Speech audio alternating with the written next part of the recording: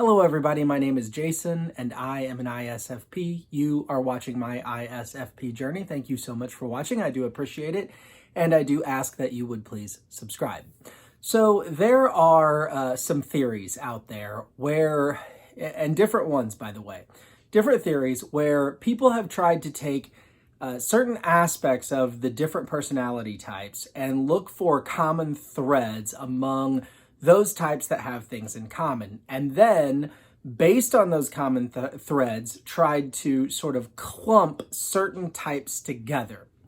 And I have been really thinking a lot about these clumpings and about these efforts to categorize different types together in different ways. And I found them very fascinating. And as I think about each one, I have found that for the most part, they're pretty true. They're pretty accurate. So I got to wondering, what would it look like if I took these different theories that I'm getting from different places and I overlaid them on top of one another and looked at each personality type by type, to see whether or not the overlaying of these different categorizations would help us to get a better picture of what any one individual type is all about. So that's what this video is going to be about, and I'm going to probably do a video for all 16 types. But this one, the first one that I'm going to do, is on the ISFP, I think for obvious reasons. So let's get started. ISFPs fall into a few categories. The first category that I would look at is the category of being an SP. Now, SPs are, by one theory, lumped together. So all four SP types are lumped together and referred to as the artisans, or I like to think of it more as the creators, okay? And so another thing that is true of the ISFP is that they are SFs. Now, the SFs are viewed as, or are defined as, those who value things in the physical world, or SFs find value in the physical world, find value in things that are in the physical world, or look for value in physical things, okay? So right off the bat, we have two concepts, SPs being those who are artisans or creators, SFs, those who look for value or find value in the physical world. And then the third one that I want to look at for the ISFP is the concept of IPs. Pardon me, that's my dryer finishing its cycle. It makes a lot of buzzing noise.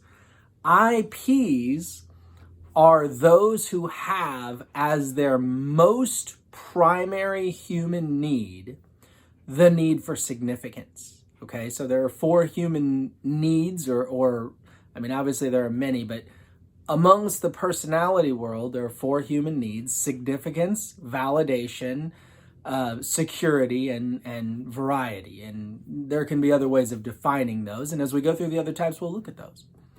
But for the IP, all four IP types, their primary human need is the need for significance.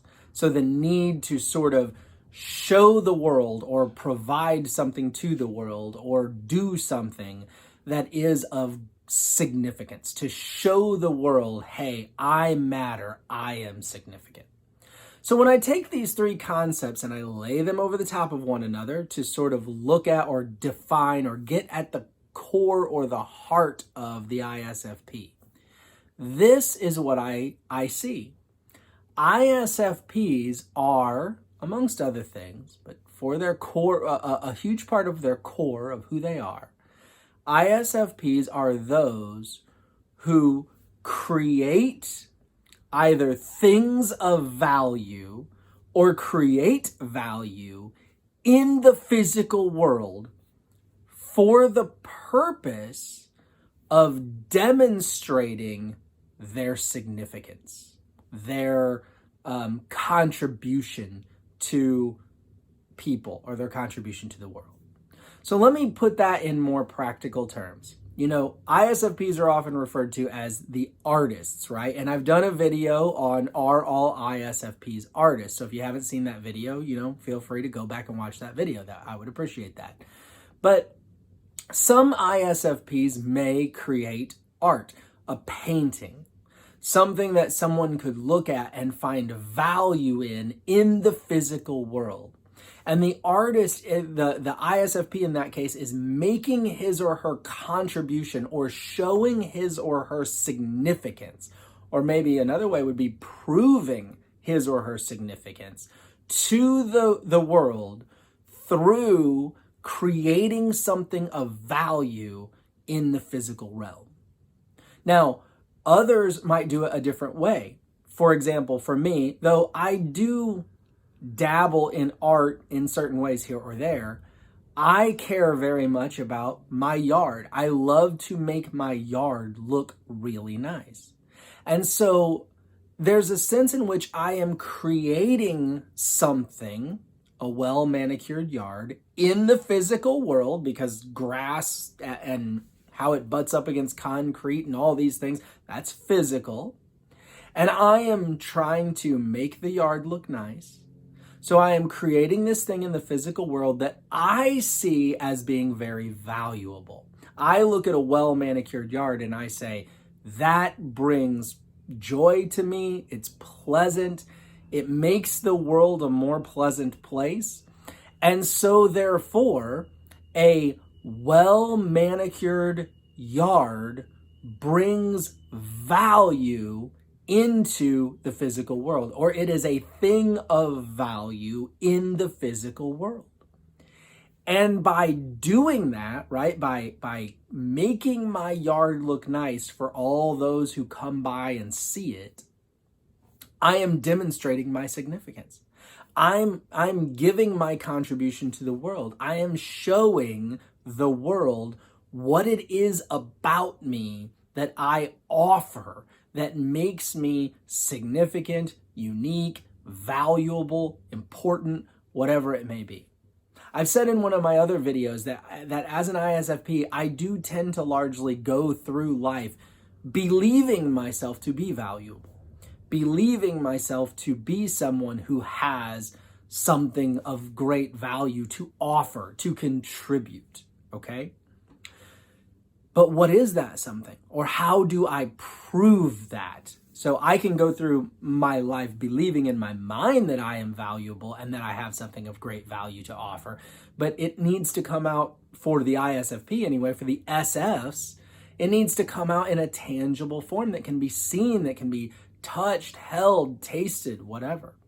So I am creating something in the physical world of great value to prove to the world that I am significant and that I have something to offer.